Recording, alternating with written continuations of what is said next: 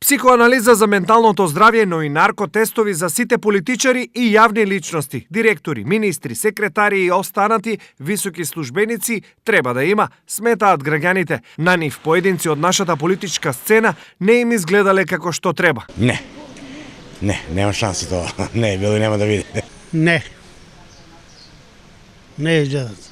Ако он изгледаше, то сега добро ќе беше. Секој човек гледаш го нормален, а внутре не знаеш што се крие. Не. Тие треба да имат медицинска белешка, па да бидат политичари, како обичните граѓани. Тута и гадам, ја толку не разбирам. Не са сите зар. Дали ова значи дека кај нив треба да се направи психоистражување, но и наркотестови? Треба да се проверуваат. Јако да се проверуваат. Тоа е лоша работа. Па и треба, да. Шом са више на власт, треба и да бидат како што треба. Треба да извршат тестове, прегледи, што е потребно. Исто како работници. Обавесно. Прво они, па после граѓаните да извршуваат такви тестови.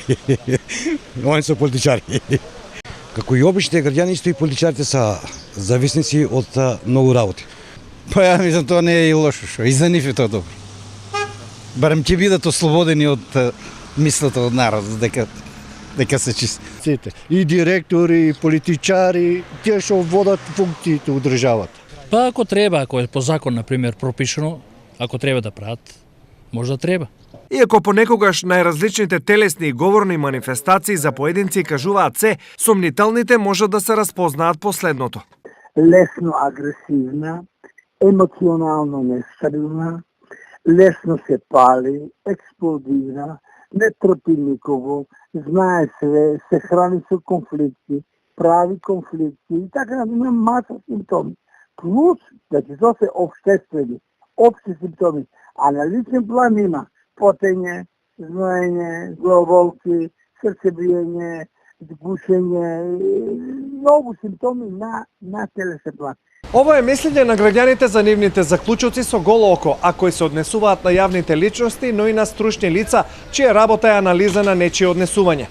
Сега, откако го имаме случајот Богоевски, прашањето е кој ќе биде епилогот во однос на идната процедура за влезот и за време присуство на поединци во високата политика. Инаку сите реакции и бранот на дебати на оваа тема започна откако пред неколку дена пратеникот Павле Богоевски се најде на удар на јавноста поради телефонска нарачка на, како што самиот изјави, улје од канабис.